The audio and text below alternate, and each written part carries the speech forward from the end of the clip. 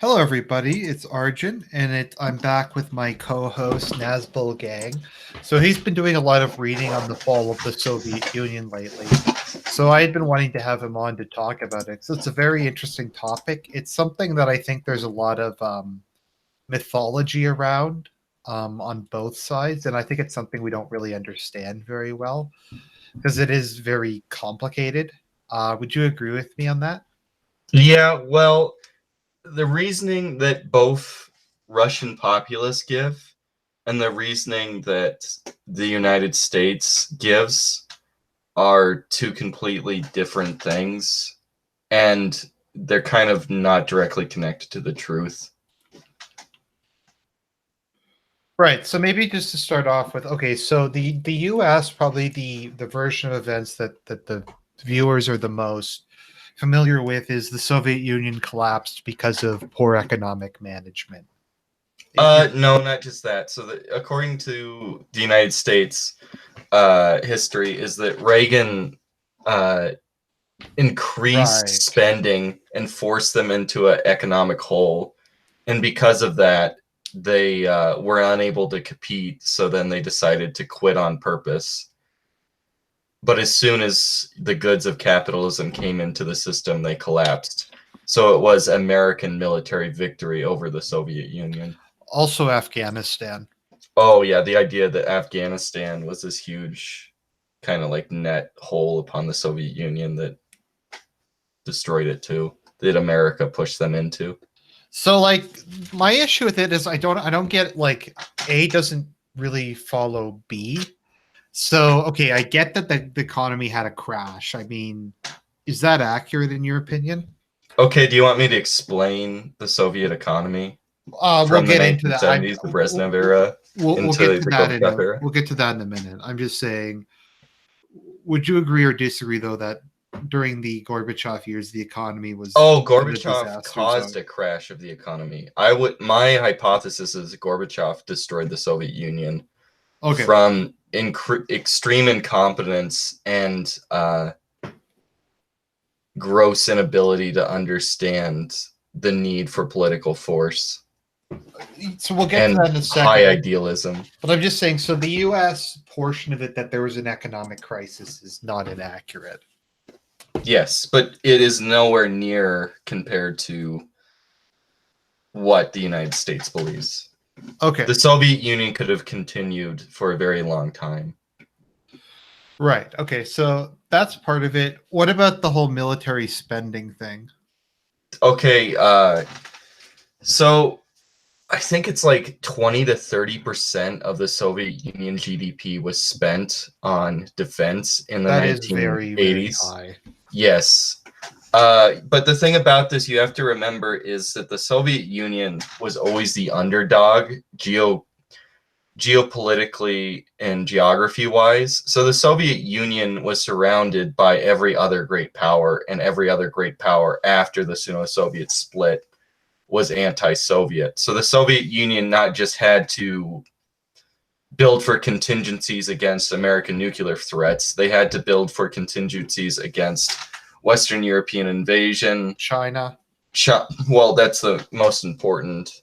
And then Japanese or invasion through Japan and South Korea, allied to the United States, and then China. And the Sino-Chinese or the Soviet-Chinese split is incredibly important to understand kind of why the Soviet Union spent so much, because China was a massive threat, and China and the Soviet Union went to war, and I think about 1,000 people died in the Sino-Soviet border conflict in 1969. Their Cold War was more intense than the American Cold War. Well, China alone would be a slugfest with the Soviet Union. The Soviets. I don't know who. I don't think either side could really win per se. In a conventional war, Hmm. um, I just the think it would Soviet logistically Union, be this impossible.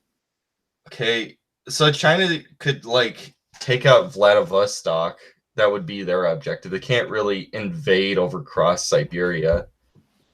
The Soviet Union would be had like complete technological superiority in such a war. It would have like a much better air force. It would be able to like completely destroy the Chinese Navy without trying. But there would be so many Chinese troops, even if they're very poorly equipped, and they're mostly, it would just be like a immense repeat of the Korean War, with like millions and millions of Chinese dying only to kill like, 50,000, like a million Chinese die to kill 50,000 Soviets. Yeah, but like, there's just not an obvious place where they would fight. I guess No, they would fight that's in about it. Manchuria and outer Manchuria, Soviet Manchuria. The Chinese would probably try to take Vladivostok. I don't think either side could decisively win such a war, though. Yes, but it was incredibly costly contingency. So the Soviet Union had to prepare for all these different contingencies simultaneously. And it like the entire world GDP was against them after the Sino-Soviet split. They kind of just got themselves in a corner. Was India their only sort of ally? What do you mean? So India's not really an ally. India's just a trading partner. They had Egypt, but Egypt eventually abandoned them. They had good relations. They had Vietnam. Vietnam was probably the best strategically after the Sino-Soviet split. I mean, if you want to count Poland and Romania and those states as allies, they're more of like auxiliaries to the Soviet Union, I would think. Okay, so that's kind of the U.S. version. So what is the before we get to like what actually happened? What's kind of the mythology of it within Russia itself? Within Russia, basically that so in Russia, the idea is that, I mean, it's more or less that the Soviet Union decided on its own that it wanted to end the Cold War, and then the United States basically that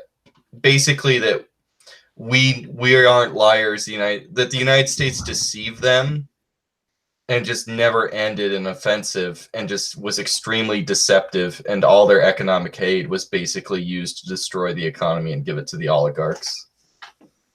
Right.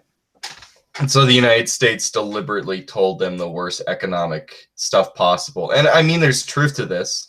Even if you read liberal historians like George H.W. Bush calls Gorbachev and he's like, hey, when can we get you to get rid of your nuclear weapons over and over and over again? Right? So and the United States had immense conventional superiority.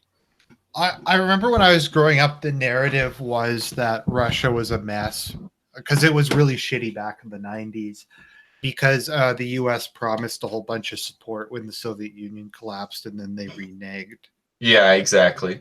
So is that true or? Yes, yeah. So basically the United States, so the Soviet Union, so Gorbachev was an extreme liberal in terms of geopolitics, and he believed that he could negotiate the Soviet Union into being part of like Western Europe or Western civilization, and that the United States and West Germany and France and Britain would help him transition the economy and the political system simultaneously. Of course, as we know, this did not happen in the Soviet Union. Like that there was going to be a Marshall Plan for the Soviet Union. Exactly. And it was going to be like Germany and Japan and things were going to be like a first world country in like 20 years. Yep, exactly. That's what he sold the Soviet people when he started Perestroika and Glasnost. Which I kind of think we should have done, but the United States entered a recession at that time, and the United States considered the Soviet Union a defeated enemy, and that's so. George H.W. Bush and Reagan said that they defeated the Soviet Union militarily as a campaign promise, and of course, George H.W. Bush lost anyway to Clinton. So what is the narrative? Sorry, we'll get into like all the background and everything, but what is the narrative regarding Russia's role in the Soviet Union? Because as we'll get into in a minute, you said it was probably the most anti-Soviet part of the union. Well, other than the so Well, I'm not The counting the Baltic states, really. Okay, well, the idea of the Soviet Union was to keep the Russians down and to keep the other nationalities up. So you have to understand that on paper, the Soviet Union is a confederation. It's a very loose confederation. That's why it's called the Union of, right, the Soviet Union, the Union of Republics, sovereign republics. Mhm. Because these were sovereign republics that had national languages. Eventually, because they're operating in one country, there was Russification just because Russians dominated a lot of urban centers, and they were the most advanced compared to a lot of, like, Ukrainians were less advanced even, right? And then the Central Asia was much less advanced, so they were the most educated, so they dominated urban centers, and from the urban centers and the culture centers, Russian culture came out and Russified them. But each republic in the Soviet Union was a sovereign nation under the Soviet Constitution, which belonged to the Soviet Union, which was a very loose confederation. The thing you have to remember is the Soviet Union had two systems. The loose confederation, the de jure state, if you will, and the de facto state, which was a unitary state. And what held the state together was the single party rule of the Communist Party. Sorry, so just to interrupt for a second. So was it a bit like the UK, in which Wales and Scotland have their own parliament, but England doesn't? It was more. It was much more confederal. No, I mean in the sense that I was comparing Russia to England, where the periphery has power over the center, but the center doesn't have autonomy. Yeah, I don't know if I'm making any sense. But, no, yes. Okay, so here's a comparison, right? Scotland has a parliament. Yes. Scotland has a parliament, Wales has a parliament, and Northern Ireland has a parliament. Their parliaments are independent and that they have two platforms. So Labour or the Conservative Party and the Scottish Nationalist Party and all these parties have two different bases because England doesn't have its own parliament. They all have their own parliaments. The same thing was true in the Soviet Union and with the Communist Party. So each base in the United Kingdom has two bases, or each Scottish version of a party has the total system, the total parliament of the entire union, the grand national parliament, and they have the Scottish parliament.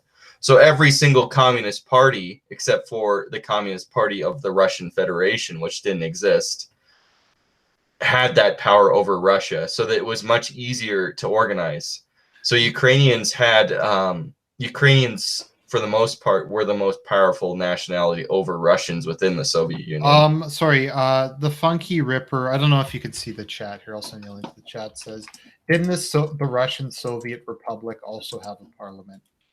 Yes, they did. But what I'm saying is that the Russian Soviet or the Russian Federation, the Russian Soviet Republic did not have an independent communist party.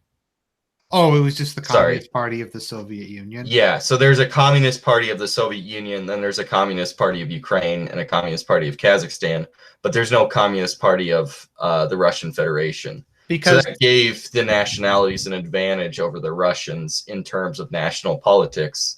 And this often led to Ukrainians having a huge advantage over all the other nationalities. Because that kind of gives the other parties in the UK an advantage over the Conservatives, because the Conservatives are based in England, but the Scottish National Party controls like virtually all of Scotland.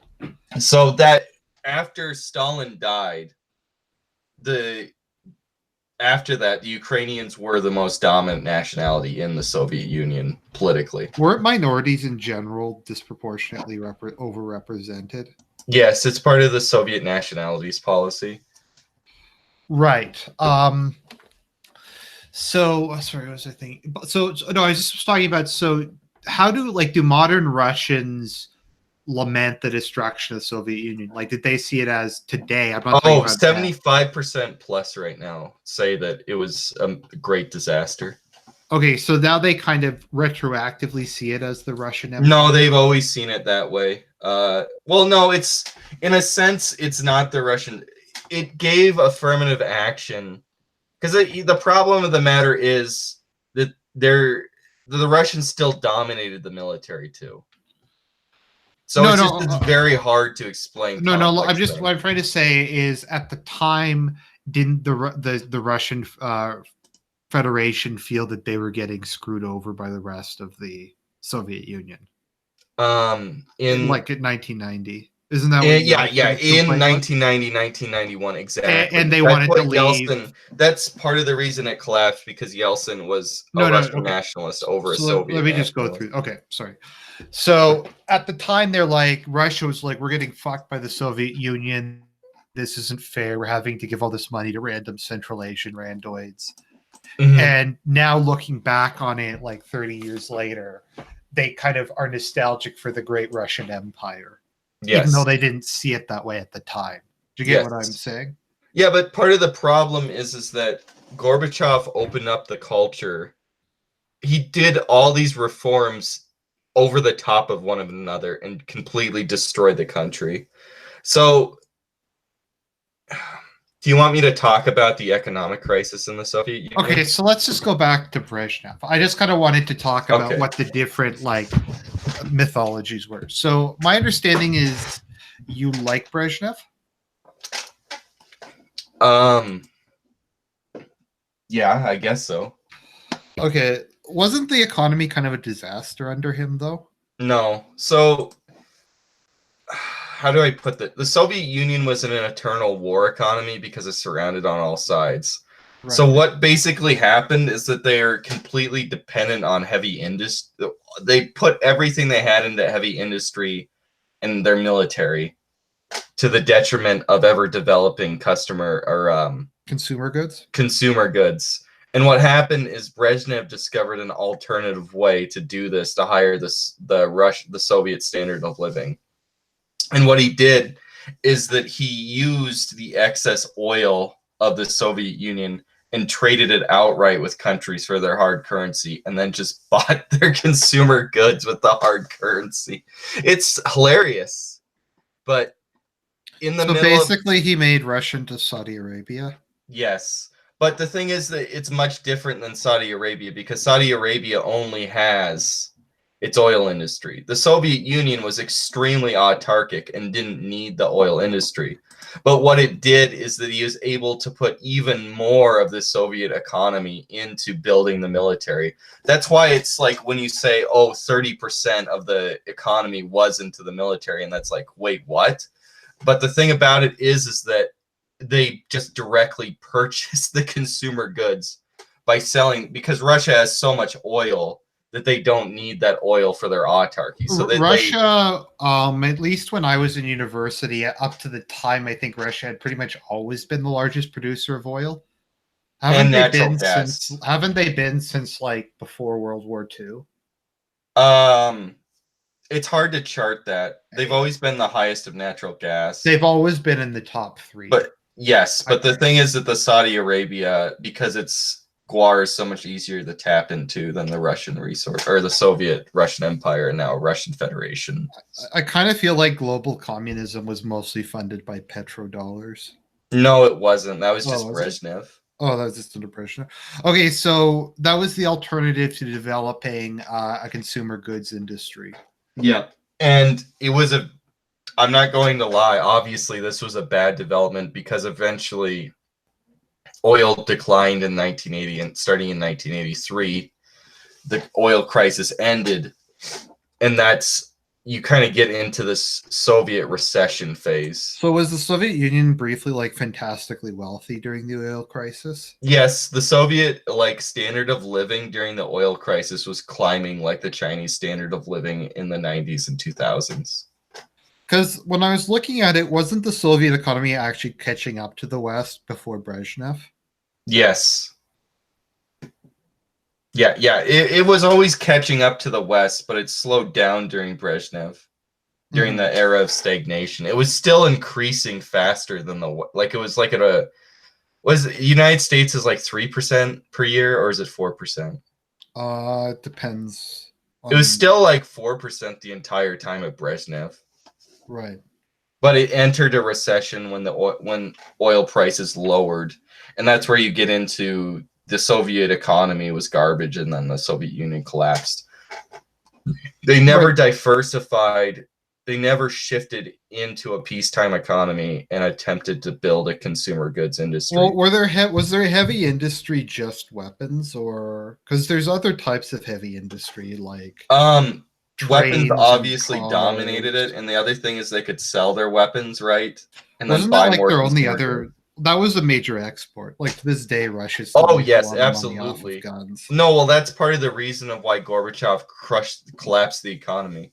If they pulled out of the military-industrial complex of the Soviet Union and selling it to, say, Arab states and African states and Vietnam and so on and so forth, when they started turning down their military, it was part of the economic recession because it was such a massive part of their economy, and to this day it is. Right. Part of the Russian recovery is the reformation of the Russian military is part of their recovery. Just to say something to just people in the chat, if you're not aware, the Russian defense industry is owned by the Russian government. It's state capitalist, so they're on the stock market, but over 50% of all the firms is owned by the Russian government. Okay, that's what I mean. Okay, it's controlled by the. So when the arms industry makes money, the Russian government makes money, just in terms of profits, not just in terms of tax revenue from successful industry. Mm-hmm. The thing you have to understand is that the idea that Russia, and much less so with the Soviet Union, was an oil economy like Saudi Arabia is really dumb, because the Soviet Union obviously didn't have the same inequalities, and the majority of the population isn't working on oil rigs, right? Right. It's just that's their bet, because Russia is so focused on autarky, and it gets like this. Russia is just a much more milder version, because what eventually happened in the Russian recovery is that they basically re-nationalized most of their main industries and then copied China, and then that's how the Russian recovery started, and having state capitalism like China did after when that's what Putin did, and that's what stabilized the Russian economy, because a private market economy in Russia was an immense failure. But because they're so autarkic, because Russia is a nation unto itself, it's a world unto itself, and the near abroad wish that they don't trade anything else other than the military and natural resources, gas and oil.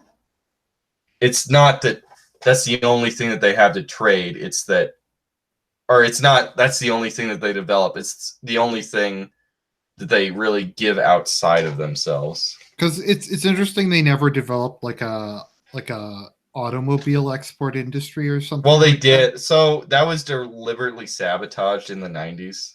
Okay. Because Fiat was going to buy and merge with it. So Fiat in Italy wanted to merge with the privatized Russian automobile industry, but the guy that was in head of privatization sabotaged that. So he destroyed the Russian automobile industry. Because you'd think that would be something they'd be good at, because they have all that experience with heavy industry. Well, they would be, but it was I mean, they're emerging as a they're emerging with a really good airline industry right now. Right. They're with an aerospace industry. I mean, obviously they're the most advanced country in aerospace. Well, like one thing I will say for Russia is you can't argue that they aren't good at engineering and that they aren't good at like physical sciences.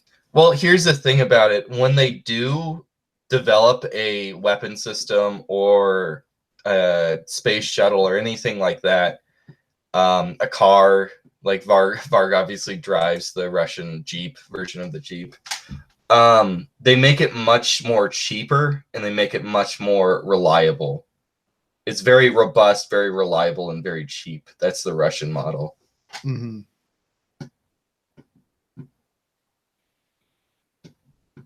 Let me think. So yeah, I think the other thing to understand about just the Soviet economy is because it's a command economy. You GDP can't is very directly subjective. translate it into a Western economy. Right. Okay. So under Brezhnev, was there anything he could have done? Like, could he have tried to develop more of a? Well, the problem is that the Warsaw Pact and directly controlling them was an immense liability. Because if they shifted their policy towards, say, Czechoslovakia with socialism with a human face, which wasn't a repudiation of Marxism, and they thought that it would collapse, then they had to intervene, which means that they had to put force out into those states at all times and keep them afloat. So what Gorbachev wanted to do geopolitically is he wanted to abandon them, or at least have alliances with them as equals, and then just have more unilateral relations with the West and just become a country among countries. So ending the Cold War was, in a sense, a very good thing to do, or at least having a more advanced version of detente and waiting out until Bush left office. Right. So what was kind of the background? Okay, so we had Brezhnev. Brezhnev is generally kind of considered to be like a hardliner. Yeah, because Brezhnev versus Khrushchev, because Khrushchev got taken out of office by the hardliners and Brezhnev succeeded him. Because I've never really hated Khrushchev as much as the rest of you. Well, Is he you really that probably bad? should, Oh, how because come? Khrushchev was really anti-religious. Oh, okay. And More so than Brezhnev? far more. He was he was more anti-religious than Stalin. Really? That's interesting. I didn't Yeah. know that.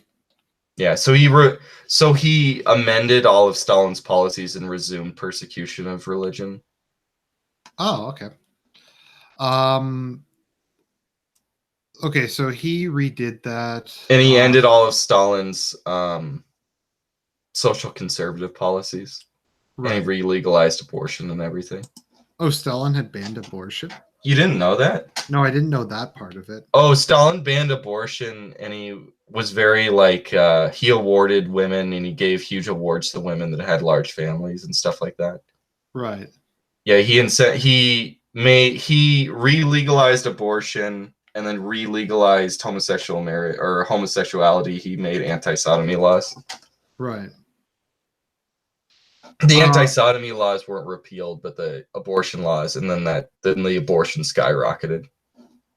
What happened under Brezhnev with regards to those kind of things? He just left it in place. Oh, okay.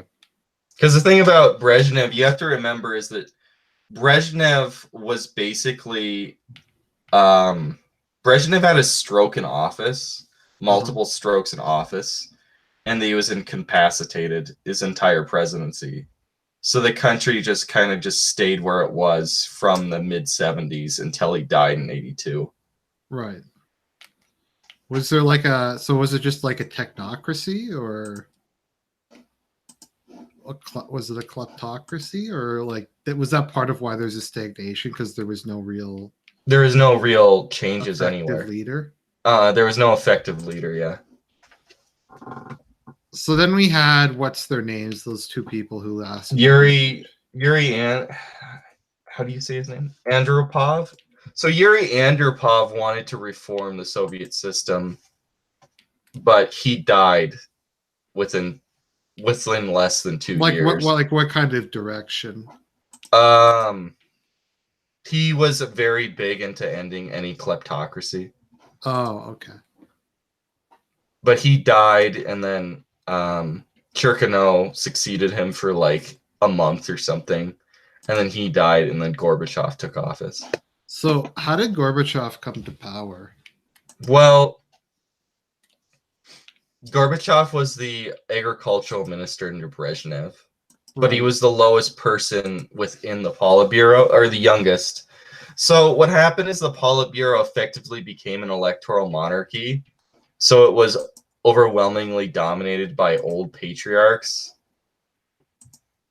And there was a generational shift, and the youngest person inside of the Politburo was Gorbachev, and they chose Gorbachev so that he could take over the reins as the youngest person because he was the most energetic. Weren't they also just tired of people dying every other week? Yes, yeah, because two of the leaders died within, what was it, like less than 2 years? Yeah.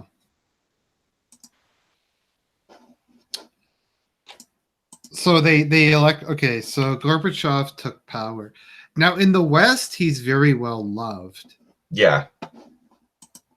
Yeah, in the West, there was Gorby Mania, what it's called, where Gorbachev that's part of the thing. You have to remember Gorbachev is this highly educated guy who looks down on like normal people. Right. He's like a limousine liberal kind of type that's like, I'm a super socialist, but I hate the working people.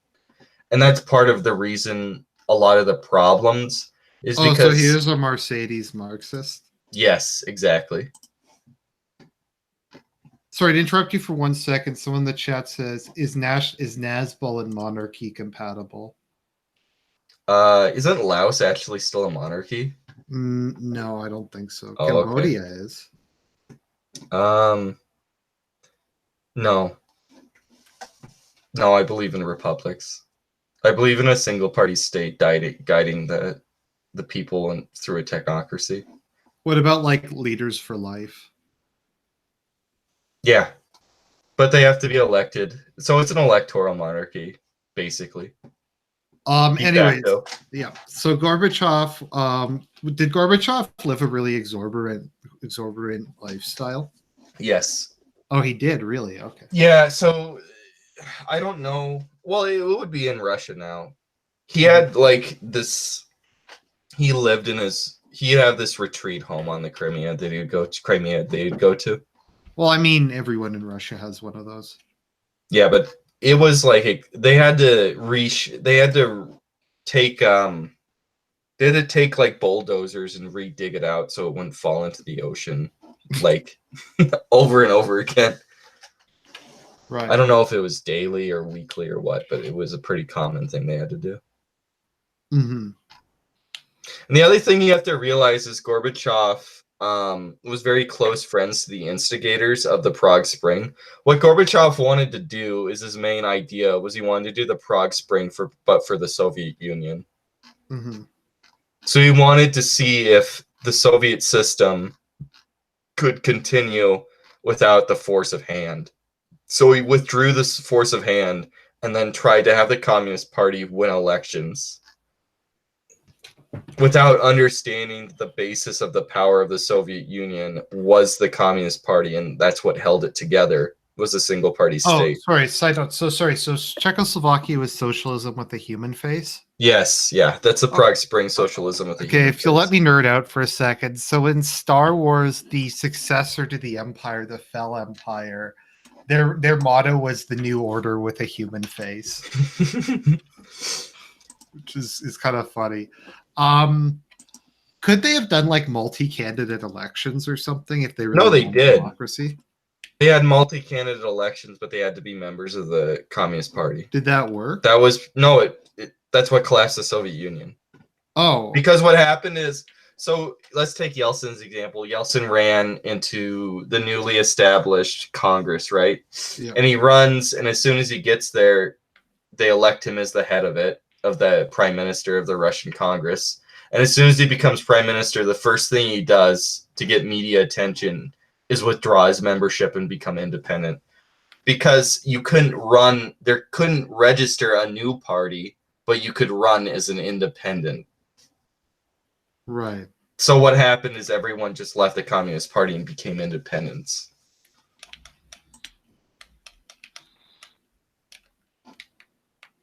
Okay, so that was the okay, that's an interesting. So they couldn't have elections, period, under the system they had, even within like multiple members of the Communist Party. Not really. I mean, you have to realize is if they could, maybe, but the problem is that their state is a very loose confederation. So once the Communist Party ends, there's nothing that ties constitutionally Kazakhstan to Estonia, Estonia to Georgia, Georgia to Russia. So it's kind of It's like all so it's kind of like a personal union. yes, yes. It's extremely loose constitutionally. Right. And that's what happened.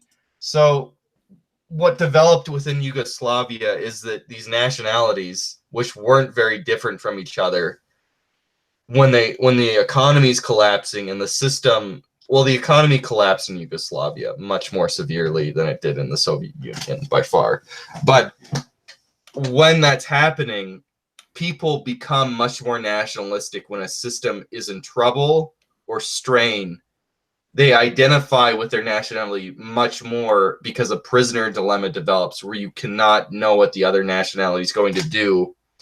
So it's better to identify with yours than the center. And that's what happened within the Soviet Union as well. Right. Okay. So let's go back. So Gorbachev comes to power. What happened immediately when he came to power? Okay, immediately when he came to power, he tried to put Russians, a Russian national, as the head of Kazakhstan, was one of his first ideas. And that What was led the to race logic riots in behind that? Kazakhstan. What? What was the logic behind that? He was trying to put his own guy in power there. Because what would happen before is that the local communist establishment within the nation decided their leader. So he wanted to do it top down because his idea was he was going to defeat corruption through directly appointing his own guys, but nobody was loyal to him anyway. So the first thing he does is he does that, and there's this huge like race riot in Kazakhstan. And then the other first, yeah, and the other first, so he tries to create a system of reform by directly appointing people, and then he backtracks. Because you have to understand, Gorbachev backtracks really hard when he sees something. He never puts his pedal to the metal and goes with it. He always, as soon as he meets any opposition, he retreats. So he was basically ruling in an autocratic fashion, but as soon as people were like, no, don't, and he stopped immediately. Yes, that happened in the Baltic. That happened. So you got the because ruling on an autocrat pisses people off. But the upside is you have the power to tell them to go fuck themselves. Whereas in his case, he pissed everybody off and then he immediately backed down. Yes, over and over and over again. Mm-hmm. Just repeatedly. And then the other thing is because everyone in the Politburo was so old, he appointed all his own guys. Right. So the whole entire leadership wasn't, say, Nazbol. If we wanted to find what Nazbol is, it would be, I would like socialism. I like the guarantees of socialism. That's cool. I like the nationalism of the idea of a Eurasian nationalism. That's what I support. And Russia, the Soviet Union being a military power and high Russian culture. That would be what we're going to say Nazbol is here. Okay. So that's like the whole of the military, right? Mm-hmm. And that's probably most of what the common people, not really belief in a messianic communism per se, or at all. Pretty cynical about that, but support for the guarantee, support for the superior Soviet education system, support for public housing, support for everybody has a job no matter what, that kind of stuff. So that's really popular. But was that popular in some of the republics? Yeah, that was popular in East Germany. What about in Kazakhstan? Oh, Kazakhstan was one of the most pro-Soviet republics by far. Because Kazakhs within Kazakhstan were a plurality. They weren't even the majority until after the collapse, and then ethnic Russians started moving back to Russia. Mm-hmm. Ethnic Russians and Ukrainians, but it's a spectrum, and it got worse when the system collapsed. So the Armenians and our Azerbaijanis started killing each other. Right, Armenia needs Russia to survive, but they were the fourth state to leave the Soviet Union. because of the Azerbaijan stuff. Because what the Soviet troops did is they occupied both countries, the Union troops, and prevented the war from continuing. Anyway, the other thing he does immediately is so 9% of Soviet tax revenue comes from the sale of alcohol. Okay, So I he still started find a it massive bizarre. anti-alcohol campaign. Sorry, I still find it bizarre that they had taxes in the Soviet Union. Well, I shouldn't call it taxes, methods of profit. No. It is a tax. It's just funny that a command economy has taxes. Well, you can't escape market dynamics. Mm-hmm. Okay, so he starts an anti-alcohol campaign. Now, to just on the surface, this sounds like a good thing because alcoholism is a chronic problem in Russia. Yes, and it made the Soviet Union having the monopoly, and same thing has happened in China. One of the biggest, the Chinese provinces tax farm cigarettes, and tobacco use is the highest it is in the world in China, right? Right. And alcoholism is probably one of the worst in Russia. I don't know if it's the worst in the world, but it's pretty severe in Russian society, and it didn't help. But your opening move in the middle of recession is to start an anti-alcoholism campaign and destroy one of those main sources of state profits. Right, but I mean, to be fair, compared to some of the other things he did, I think that's more understandable. What I'm just saying is that that's what he opens with. No, I agree. Yeah. You have to understand Gorbachev is this Mercedes Marxist that is an extreme idealist. So he believes like you should never use force when he's inside of an autocratic system. Mm-hmm. Anyway, so he starts reforming the economy and the recession gets worse. Does he cut military spending? Yes, and that was part of the recession, was cutting, because that's one of the main ways that the Soviet Union gained wealth was through selling, say, tanks to Libya or tanks to Syria or AK-74s to Mongolia or AK-74s to Angola. Or so we had oil prices were down during the 80s, right? Yeah, they went down in 1983. Okay, and that's so what started he the cut Soviet oil recession. prices. He cut the government's main form of tax. It's their main form of tax revenue, right? The alcohol tax. 9%. 9%. Well, that's still a lot. No, it's pretty immense. Okay, so they cut that, and then they cut military spending, which I assume also probably put a lot of people out of work. Yeah. That, and then we had a hyper-aggressive U.S. during that time period. Yep. Who was trying to undermine them.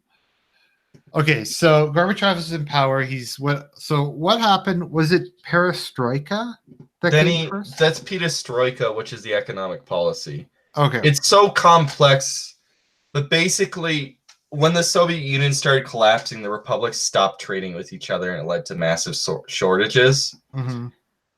And the shortages got worse and worse. When you get to 1991, Russia directly needs like food Russia needs the United States, or Ukraine needs direct food assistance from the United States in like 92, 91.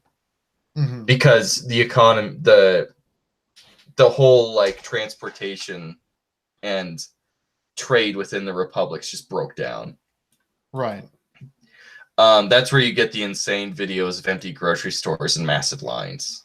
That didn't exist before Gorbachev. So perestroika was introduced right after he came to power. Yeah, and that was the economic policy. So what he does is he does all these things that make him incredibly unpopular, starts destroying the Soviet economy, and then tries to rehaul the Soviet economy radically. So is perestroika, because it's presented in the West as being liberalizing the economy. Yeah. So is that what it is, or is it like something dumber than that? It's just very it's this very ignorant thing. But you have to understand, do you do a massive reform when you don't know what you're doing and then try another one and then try another one? So he's doing 3 massive reforms at the same time.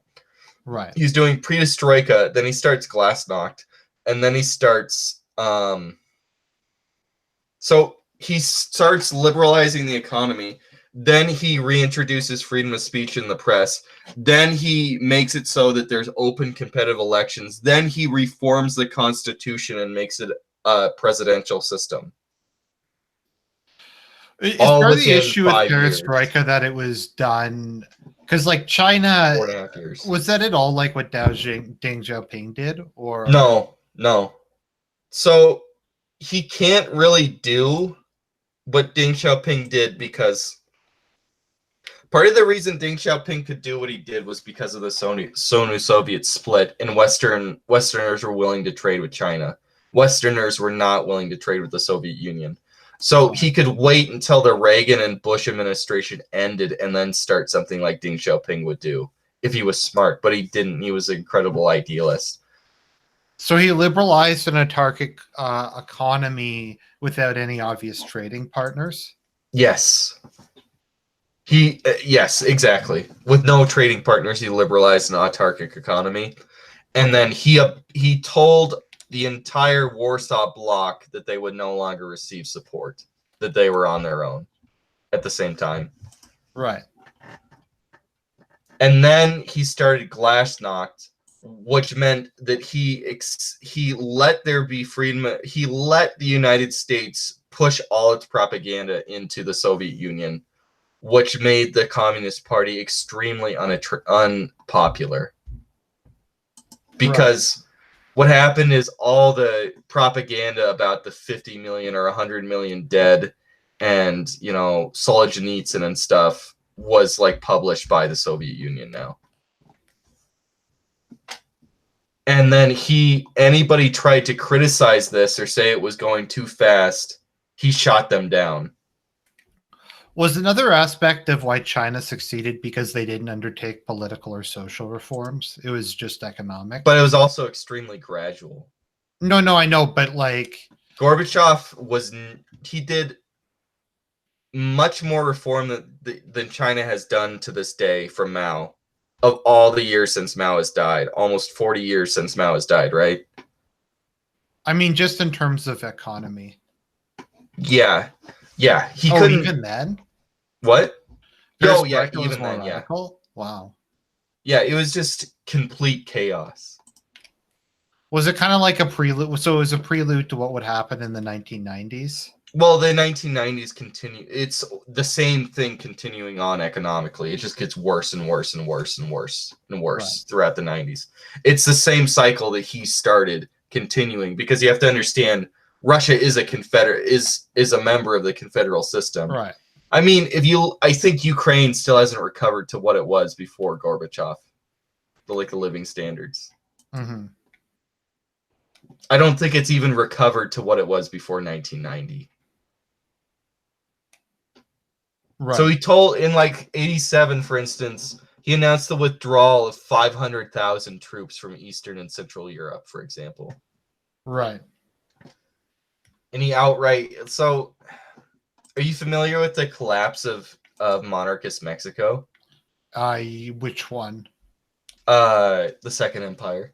Yes. Okay. France withdrew overnight. How did that help the Mexican? It didn't work out very well. Yeah. So, how do you think that worked out for the Warsaw Pact? Worse. Yeah. Because Maximilian at least had some support among the some parts of the Mexican population. I don't know if did the governments in Eastern Europe have any support from the local population? They did. Oh, but they did? Okay. It just happened like a catastrophe. It's all these things happening at once, like a catastrophic collapse. Okay, what if Gorbachev had only tried to reform the economy, had only done perestroika, but hadn't done the other stuff? He should have waited to do it for a better political opportunity. Okay, but it might not have been as bad. Yeah, no, it wouldn't have been anywhere near as bad. Right. Because perestroika is what made Gorbachev unpopular. Okay. More and then so than what the Glasnost is what destroyed the Soviet Union. Right. Because he allowed there to be, for the Americans to publish their propaganda and disseminate it throughout the Soviet Union. which made the Soviets, like the Soviet system, very unpopular and was creating a crisis. And then he fed into the crisis. He tried to use the crisis to bolster his own power against perceived hardliners, which he removed from power. Which, sorry, if we can just mention this, think of how much impact Will and Grace had on making people support gay marriage. So it was like the US was just pumping that shit in 24/7. Yes, they were just pumping in, because they were just pumping in all the anti-Soviet propaganda 24/7. Right. At that point. And he allowed it. Like, he openly allowed it. And if any, so, like, there's like a letter that some woman supposedly wrote, and then he said before everyone that this is this is anti-Russian, this letter, which was saying that, why are you against the letter was, why are you against all the achievements of our people, everything that we have achieved? You're only talking about all the bad things in the past. And then he said, like, we must only talk about the bad of the past. Right. Well, that is basically all he did talk about. Mm-hmm. Okay, so so Perestroika happened, Glasnost happened. So why didn't anybody try to stop him? Well, because he was the head. So in the Soviet Union, the military was completely out of political control. Right. The Communist Party was in political control, and the military was basically on its own. So you could have like very far right wing people in the military. Like, you could basically have like a czarist. I thought you said that the military is basically Nazgul. Well, it was. That's why they won the Civil War. Is like a part of the reason is a lot of the whites defected and became Nazguls. Was there religion at all in the army? I don't know. Okay, that'd be interesting. I'd have to look that up. But so the military doesn't have anybody to stand up for them, and they didn't really have that much power, really, the military. And what he did is everyone in the Politburo is so old that he reformed his own Politburo, and then he was general secretary of the Soviet Union. So he held Stalin's position, and he was able to reform make the Communist Party of the Soviet Union do what he wanted from there. And at the same time, then as people started figuring out what he was doing, he forced them into open elections. And then, as I told you before, once the open elections happened, the Soviet Union was already made unpopular by his recession, which he made, or the recession that started in '83, which he made worse through Perestroika. And then he allowed there to be free speech, which allowed America to start publishing propaganda within the Soviet Union, which made the Communist Party very unpopular at the same time.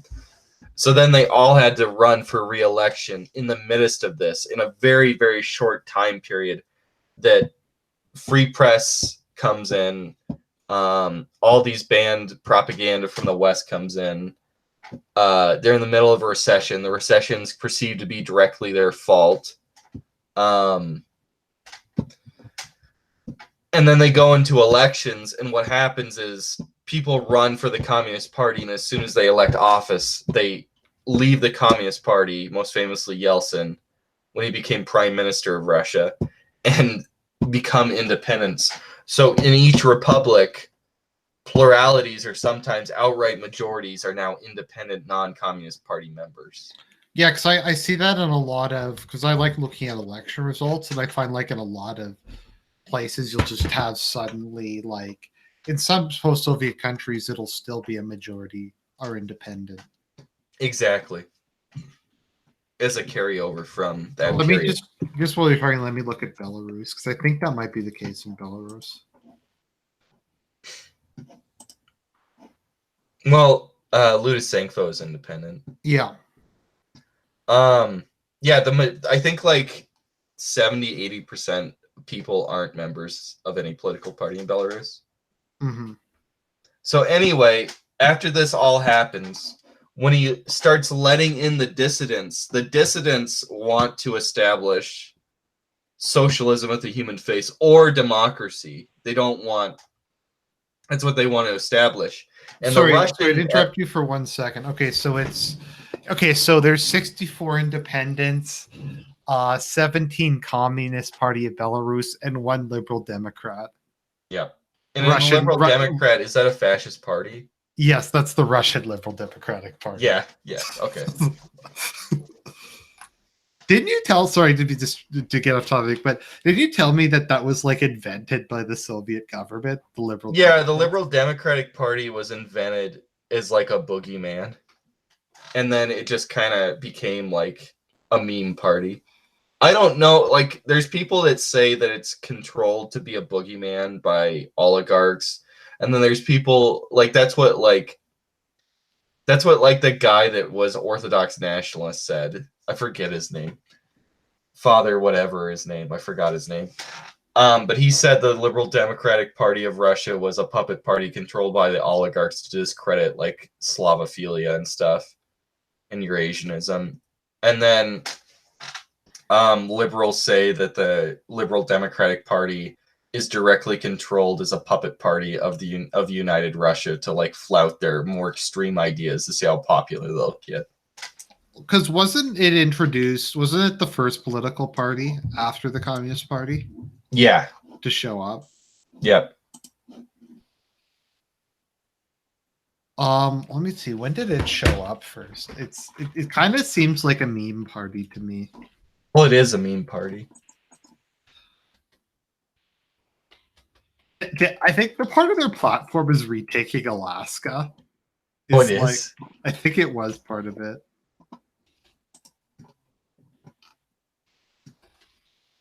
A renewed Russian Empire. Let me see when this was founded. So it was founded in 1992. Okay, so not as far back. No, he ran for presidency of Russia against Yeltsin. Oh, okay. So it existed in 1991 because it was originally the Liberal Democratic Party of the Soviet Union. Right. And then when the Soviet Union dissolved, there's a Liberal Democratic Party in Russia. Russia. Okay, there was a Liberal Democratic Party of the Soviet Union. Right. Yeah, okay. Yeah, there you go. So yeah, he does all this. He reforms the Politburo, so it's only like people that agree. So he reforms it so it's weaklings, really. People that don't take action. But eventually they took his own selected cabinet members took action against him in the August coup. He was so incompetent that even the suck-ups. Yeah, that eventually, and they were like idiots. Like, they couldn't organize a coup to save their lives. So eventually Yeltsin rises to power in Russia, and Yeltsin is Yeltsin is the complete opposite. Yeltsin is like a drunken populist. Mm-hmm. Like a drunken populist. A man of the people. Yes, he's very, very, very blue collar, right? Yeah. And basically, him and Gorbachev hate each other's guts. But Yeltsin has control of the center of the Soviet Union now. Wait, how did Yeltsin come to power? Because Yeltsin was part of the Yeltsin comes from a Ural town. I don't know how big it is, but he was elected to parliament, and then eventually he ran for prime minister of parliament, and then he withdrew from the Communist Party, and he became independent after he was elected prime minister. Right. And then so he reformed the Russian Federation to having a presidency, and then he ran for president and won the presidency in 1991. Did he win by a pretty large margin? Yeah, he won by 70% or more. So he just ran as like a nationalist and a populist? Yep. Did he just diss Gorbachev like the entire... Okay, so for example, so there was a state function between Bush and Gorbachev, and Yeltsin just showed up into it on his own accord and asked Barbara Bush to dance with him. in like to upstage Gorbachev. Because so Yeltsin would like tour the United States and declare himself like the head of the Russian state. And he would do it on his own accord. And he'd keep like pretending he was more powerful than Gorbachev. I mean, he was more powerful, as we know the end of the story. Mm-hmm. So, like, realistically, what power did Gorbachev actually have aside from just inertia? After Glasnost, nothing. The military would listen to him. So he had the military after that, but he didn't have any of the people. That's interesting. Very, that very the Soviet unpopular. Union had strong civilian control of the military. Yeah, well, you would not think that, but it had very strong. So does China. So does China. Is that partially why the Soviet army is a lot more competent than a lot of other dictatorships? Yeah, probably. Because I find in any case where the military actually leads the country, the military kind of sucks. Yeah, like in Latin America and the Middle East. Or yeah, if it's not a democracy, but there's like still civilian control.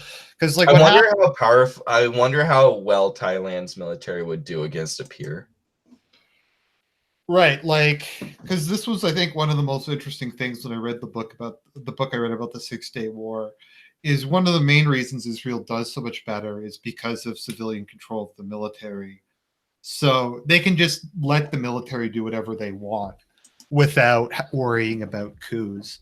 Whereas in the Arab world, there's a constant threat that every officer is going to turn around and march on the capital. Mm-hmm. So not having that means you can give your generals, like your military, a lot more autonomy and stuff like that. Russia is very close to having rule of law despite being a single party state right now. Mm-hmm. Russia has rule of law like a Western country right now. And that was from a guy that said that like Europeans need to be replaced by Africans. Right. I just read in the book. He was like, Russia has a rule of law or near rule of law to Western European countries. Right. So here's so the economy is basically destroyed. The republics are bickering over each other. They can't allocate the resources properly. The republics start declaring sovereignty. And here's what Gorbachev does. So they start declaring sovereignty and they say that their own laws are over and above the laws of the Union, which is what we'll call the federal government. So that starts with the Baltic states. And then once all the Baltic states do that, every single republic does that. Even the ones that are completely dependent upon the Union, like Kazakhstan, eventually do it. And then the Baltics succeed and declare themselves to be independent. And Gorbachev responds by military occupying them and then withdrawing. I mean, I think if there was any part of the Soviet Union they couldn't reasonably expect to hang on to, it was probably the Baltic states. Here's the thing, though. They had to hold on to it. It was a liability. Because because the Baltic states have the same amount of power as Russia has, right? Right. So they're going to lose power if they allow the Baltic states to leave because it's a prisoner's dilemma. Everyone can see that they are able to leave. So Ukraine wants to leave, and then Armenia wants to leave if the Baltics leave. And if you can't have a Soviet Union without Ukraine, that's what eventually happens at the end. So what Gorbachev does to show the world how strong he is, he puts troops in Lithuania and he kills about 17 people, and then he withdraws the troops. I mean, so is at this point, he's not salvageable? really the leader of the Soviet Union and his own cabinet because he reformed the entire Soviet Union constitution, and then a crisis because he reformed it and he destroys the power of the Communist Party, and then he tries to create the French Fifth Republic. He reforms the presidency, and he reforms this because he reforms the Soviets the Grand Central Soviet or whatever it's called. He tries to reform it into the Fifth French Republic, de Gaulle's system, and then he has himself directly appointed president because he's so unpopular he can never win it. So, and then a crisis begins where the unions are trying to resolve and have a new union constitution so they can have a union. At the same time, all the Baltics declare independence and try to leave, and then he puts troops there, kills about a dozen people, then gets bad press because he's so vain from the West, calling him a dictator. Then he withdraws and shows that he has no teeth.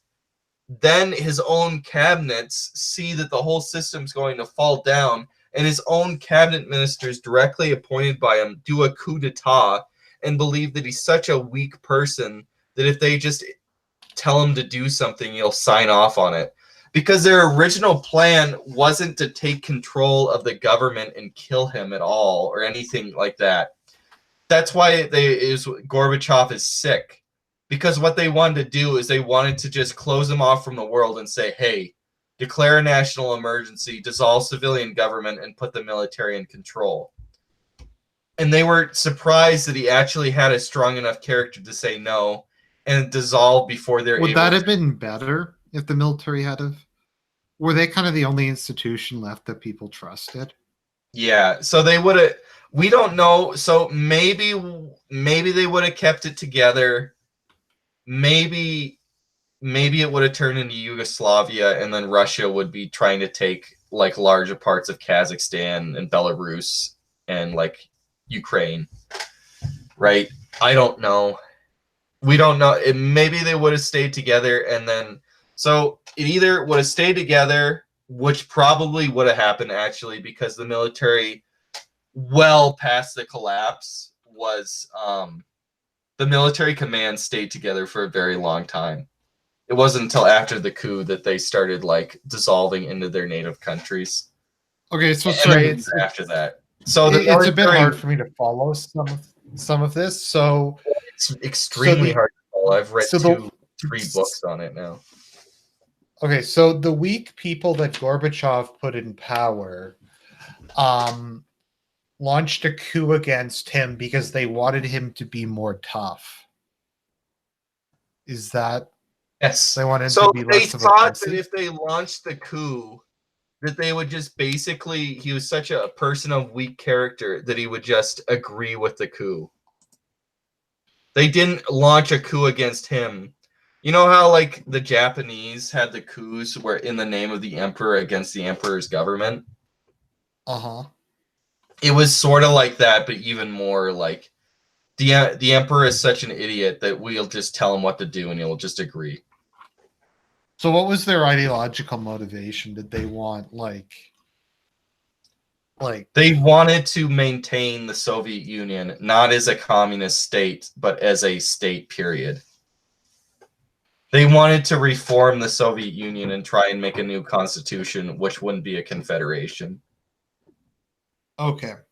Because almost everybody at this point, it was a crisis. Communism had been abandoned at this point, and the crisis was whether the Soviet Union would dissolve into Yugoslavia, is what everybody thought was going to happen, unless if there was a central authority which reformed the system from being a confederation, whether by compromise or by force. And the Coopers obviously thought it would be by force, but they didn't plan to like they didn't plan very well, and they didn't plan to like they didn't think Gorbachev. So they thought that if they just kidnapped Gorbachev, he would just accept everything and then become their puppet. So he refused to accept it, and then they didn't know what to do, and they're confused. And then the soldiers didn't want to kill like Russian civilians. And then Yeltsin started. So they wouldn't kill Yeltsin in the coup. They didn't kill anybody in the coup. They didn't have any will to kill anybody. And what happened is that Yeltsin escaped and started. So were they liberals too? What? The people who did the coup also liberals? Yes. Yeah. They were directly appointed by Gorbachev. So They're they were liberals. So their issue wasn't necessarily an ideological opposition. It's just that Gorbachev was such a cock. yeah. They wanted him to like turn the liberalism up. No, they didn't want him to turn it up. They wanted him to like be able to use force so the whole entire system wouldn't collapse. Right. So basically, so basically maintain the autocracy as a way of reforming, I guess. No, not even the autocracy. They didn't. They just wanted to maintain. They just wanted to make it so Ukraine wouldn't leave the Soviet Union. Right. So that the Soviet Union would stay as a nation, minus the Baltics or whatever.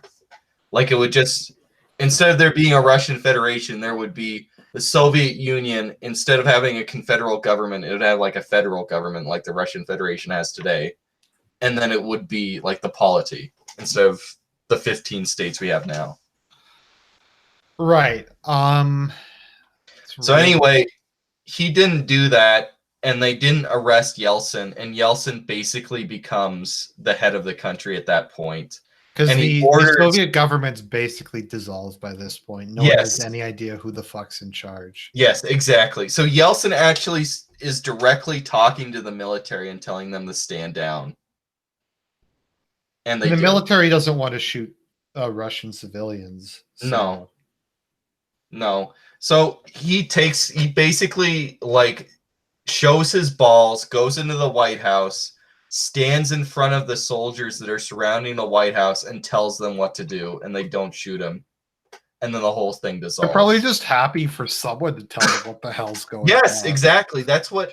So Yeltsin's not a good person, but Yeltsin tells people what to do. That's the difference. Yeltsin is like, oh wait, we're gonna have a civil war unless if I start bombing the parliament building and dissolve the constitution. Guess I'll do that. Oh wait, our ruble is garbage. Let's abandon the ruble. Right? Yeltsin makes decisions. Gorbachev doesn't. His decisions are often horrible. Yeah. But he at least makes decisions, I guess. So after that happens, the Soviet Union is essentially done because there's no. Why does he bomb? When did he bomb Parliament? Was that after? 1993? Okay, so that was later on. Yeah, because they were still under the Soviet Constitution of the Russian Federation, which didn't have clear powers of so the powers of the presidency and the power of the Supreme Soviet, and Soviet means Senate in Russian. So the powers of the Supreme Soviet were equal. So that Yeltsin could dissolve the Supreme Soviet, and the Supreme Soviet could impeach Yeltsin. So they did this at the same time. Yeltsin dissolved them, and then they impeached Yeltsin. And then they both tried to order the army around, but the army listened to Yeltsin and he bombed them. Until they gave up. Then he rewrote the Constitution to give him like absolute power. Right. That's hilarious. So they impeached each other at the same time. Yes. So when do we get to the point where Yeltsin tells Gorbachev that I'm cutting the entire budget? Oh, okay. So after the coup collapsed, Yeltsin gets on an airplane and goes back to Moscow, and he starts to address the Soviet people and tell them like how good they were to resist the coup. Keep in mind that most of the Union leader, the leader of every other republic, I believe, did not take sides during the coup.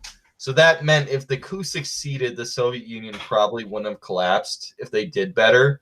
And it was Yeltsin that was the only one that resisted, and he basically took over in control of the Soviet Union. And Gorbachev was a complete figurehead. So Gorbachev goes and he addresses on national television the Supreme Soviet of the Soviet Union. And in the middle of it, Yeltsin like announces that, or Yeltsin forces him to dissolve the Communist Party, and he outlaws the Communist Party in the middle of the speech on live television because Yeltsin told him to. Yeltsin interrupted his own speech on live television and told him to outlaw the Communist Party because it's the enemy of the people. And Gorbachev was a cuck, so he did it. Yep. He literally went over to Gorbachev like fucking Bane and told him that on live TV. And Gorbachev banned the Communist Party. Gorbachev did it because he was a pussy. Yeah. And then so Yeltsin's idea at this point is to try and save the Union, but make Russia the center and make him in charge of the Union, whether Gorbachev wants to follow along or not. And what he does is he cuts all the faculties of the Union, which is the Federation government, are paid for by Russia. Mm. But Yeltsin is the president of Russia. So Yeltsin withdraws all the financial support. So Gorbachev can't even pay his secretaries after that point. Gorbachev is a figurehead who can't even pay his secretaries. And then Yeltsin discovers, though, the problem is that he doesn't know, the military isn't loyal to Yeltsin. So Yeltsin, at the same time, after the coup, Ukraine has, inside the Ukrainian parliament, in response to the coup, the Ukrainians declare independence and then have a referendum. And on December 1st, the referendum goes through and 91% of Ukrainians decide to leave the Soviet Union. Right. Yeltsin doesn't want to be inside of the Soviet Union without Ukraine because the Soviet Union, the Europeans are economic like siphons for the Central Europeans. Central Europe is much less developed than Russia, Ukraine, and Belarus. And he doesn't want... You mean Central Asia? Central Asia. I said Central European. Central Asia are basically like these parasites that are dependent on... Oh my God, I found the clip. You found the actual clip? Can you play it? I don't know how to play it. Let me just see. I think it is. Let me see if I can screen share. It's really shitty quality, but we will try. Oops, let me just, sorry. Hand slipping.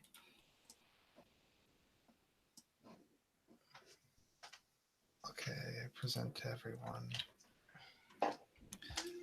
Okay, so we have Gorbachev giving a speech.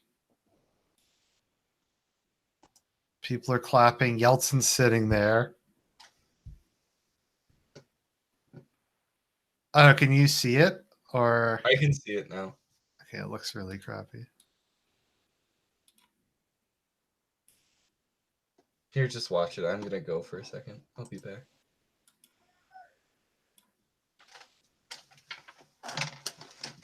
There's Yeltsin interrupting him. What do you need? What do you need?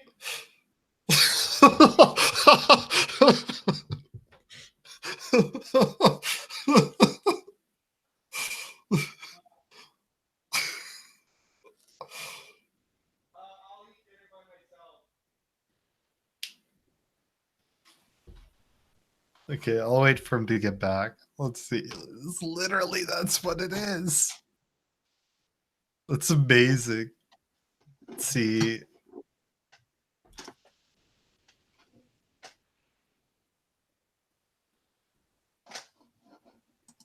So it's not translating? No, okay, so here, watch this. Okay, so we get the idea. You Okay, found so, the part? Yeah, I found the part.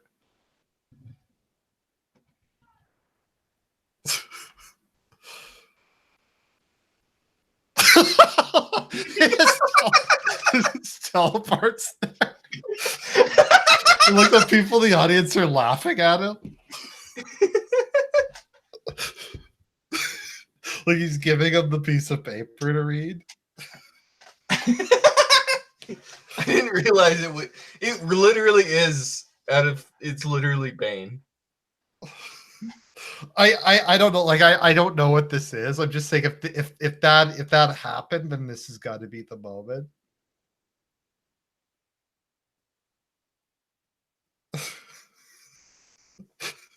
Really, Yeltsin baits him.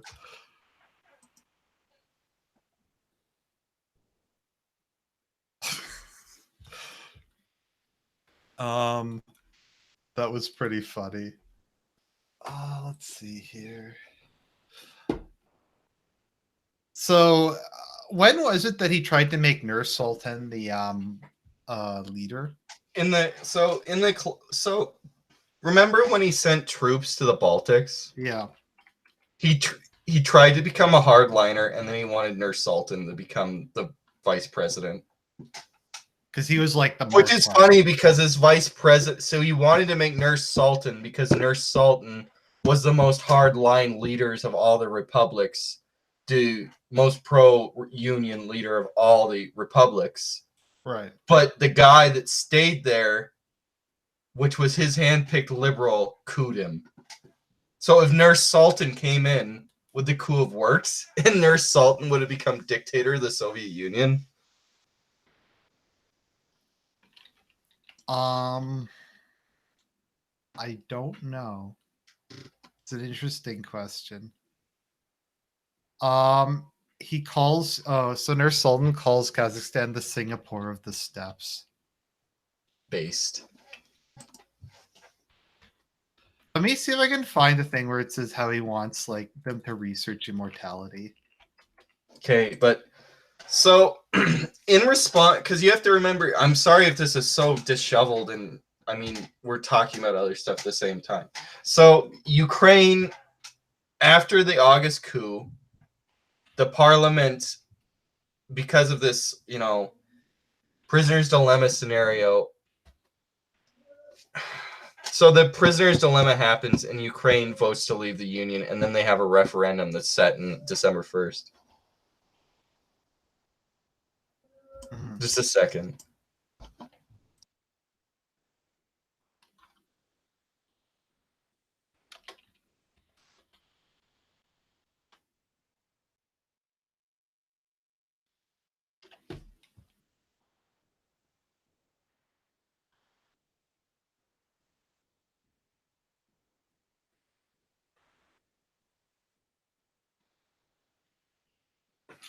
The demise of the USSR.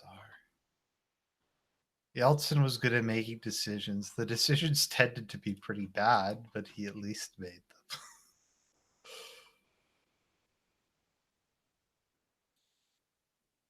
them. Hey, are you still there?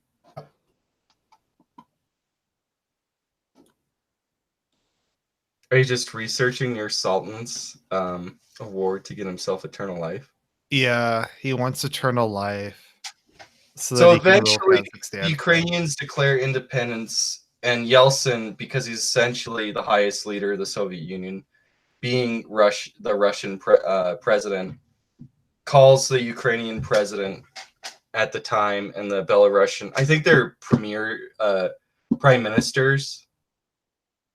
At the time, they weren't presidents yet, like Yeltsin was, and they have a conference, the Hunting Lodge conference, on December 12th, 1991, and they decide to jointly, as the creators of the Soviet Union, dissolve the Soviet Union and form the Commonwealth of Independent States. And the Soviet Union is done effectively Christmas 1991 from that agreement.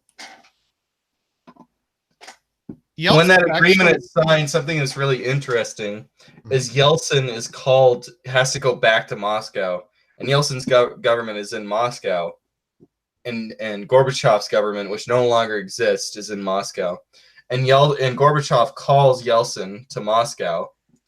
Part of the thing is that they got the head of the Soviet forces to pledge allegiance to the Commonwealth of Independent States instead of the Soviet Union at that point.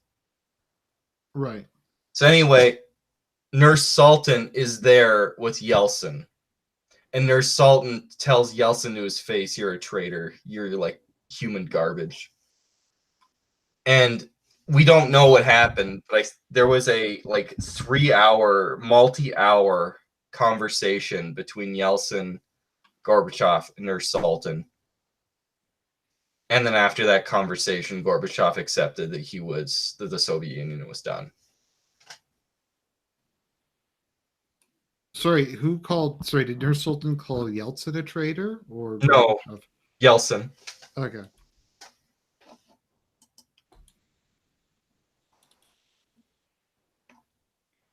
What a disaster.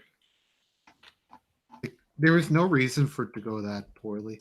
Okay, do you know what percent of the vote Gorbachev got when he ran for president in 1996? I think less than 1%. Yeah, 0.5%.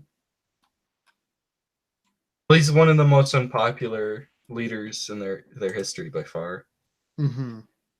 And keep in mind that was an election where like Yeltsin directly cheated and was aided like financially by United States. The communists actually did pretty good in that election. No, the communists actually won it. Okay, because they got 40%, 41% of the. No, they vote. won. Right. But Yeltsin had 2% approval rating in going into that election. Oh, so we know. So how does it work with Putin? Because I think there's electoral fraud, but he'd win anyways. Is that kind of how Russia works at the moment? Is there anything else you wanted to talk about? No, I was just saying, it's how it works at the moment, that there's electoral fraud, but United Russia would win regardless. Yeah. I don't know, but I can't get a clear how extensive it is, the electoral fraud. I can't. No matter where I look, I haven't. There's nobody that says. It's always like electoral fraud exists, but he'd win anyway. It is generally what I've seen. Like United Russia has just a utterly dominant position at the moment. Well, their main opponent is the Communist Party of Russia. And then the others are like fake parties set up by Russia. So Liberal Democratic Party might be a fake party, but the thing is that most of the liberal, like Social Democrat Party and market liberal parties, for the most part, those parties like Adjust Russia and stuff like that, they're usually just directly controlled by oligarchs. Oh, I thought the Just Russia was set up by United Russia as. No, Just Russia is a social democratic one. Okay. Okay. So do you think Medvedev is Putin's successor? Obviously. Okay. So it's pretty much decided that when Putin dies, he'll take over? Yeah. I mean, Putin probably won't even die. He probably will just take over in at the end of this term in 2024. Okay, so Putin's 66 and Medvedev is 53. Okay. Oh, so Adjust Russia believes in the socialism of the 21st century as its ideology. Oh, that's bad. Yeah. The Communist Party is actually fairly based in Russia. Well, the Communist Party is reformed, so it's like explicitly Nazwol now. Or large factions of it are Nazwol. Well, I mean, like, I did a video, I might have to redo it, where I read their platform. And it's like, stop the extinction of the country, restore benefits for large families. Well, okay, so during the collapse, you'd have stuff where the Supreme Soviet kept extending pensions while the entire government was being privatized. Mm-hmm. So, like, it was complete chaos.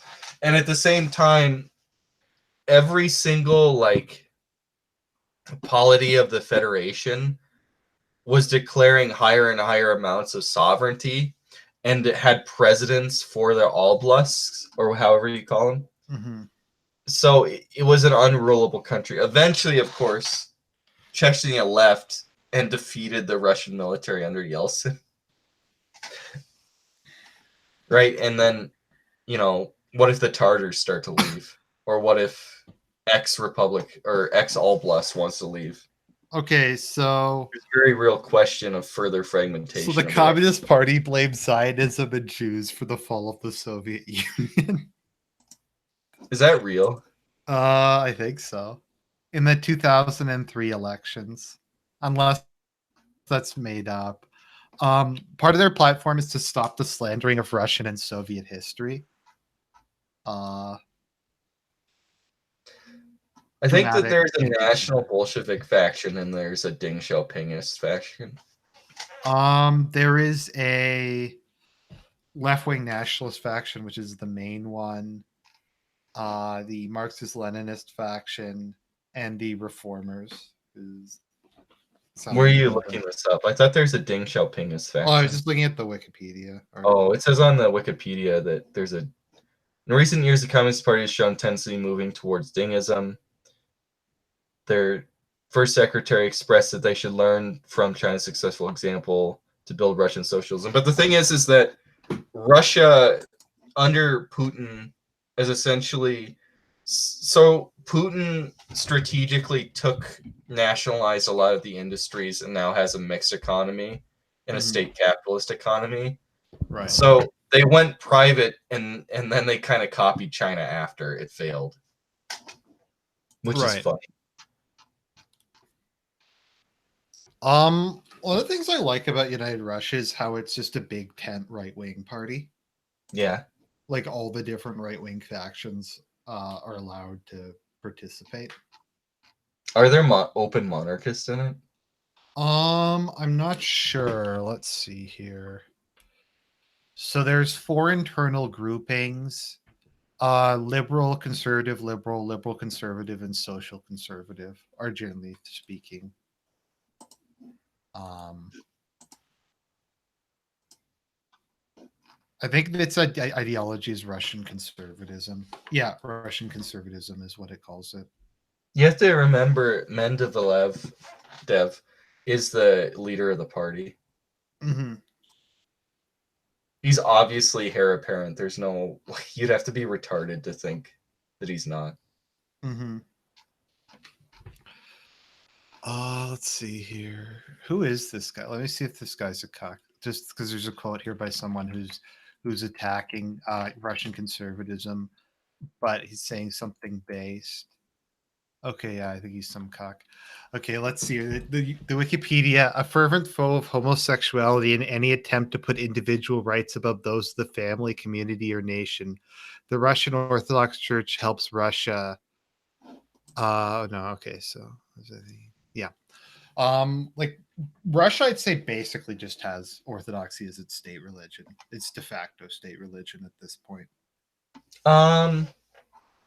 Federally, but doesn't the individual oblast and autonomous regions have Islam as the I think so. I mean, as like the federal religion. yeah. Although, what was I going to say again? I think that I think it's more like a German system where the state gives money to them, but Orthodoxy is obviously favored over Islam, but Which I mean, I I'm mean, happy with that. obviously, like I support that. Well, anything's better than secularism. I'm Or, just I saying mean, it's not on the Constitution, right? It's indirect. it's de facto though. I mean, even the Communist Party is like openly collaborates with the Orthodox Church now. It's just kind of accepted that that's a return to the normal. Oh, that's funny. The Liberal Democratic Party supports United Russia. They have a confidence in supply. I don't know why they even have that. But no, that tends to be I guess just to finish off, that tends to, I find the most successful modern countries are ones that have big tent right wing technocratic parties, like the Liberal Democrats or In the Japan. Devs. Yeah. Like no one can really say Japan's a poorly run country. I'm not at liberty to talk about the transition to capitalism yet, so I'm happy there's just about to fall the Soviet Union. Okay, well we'll talk about that some other time. Okay, so someone's here is saying secularism is better than Islam. Okay, it depends on what we're talking about with regards to Islam. I think moderate Islamism is better uh, than social liberalism, but social liberalism I think is better than like ISIS tier shit. I don't know if you'd agree or disagree with me on that. I think moderate Islam, like Turkey's better than No, secular. Turkey's way better. Or like Yeah. honestly, Pakistan isn't as like Pakistan isn't actually as radicals. Like there's radical people within it, but the actual government is not particularly extreme. The thing is, and I always say this with regards to Islam, a secular Muslim government means a government where they don't actively execute Christians is literally all it means. Like secular Muslim countries still have Islam as the state religion. Anyways, I think that's a good place to cut it off. Thank you very much for coming on. That was a great topic. We covered a lot of fun stuff. Night night. Night, man.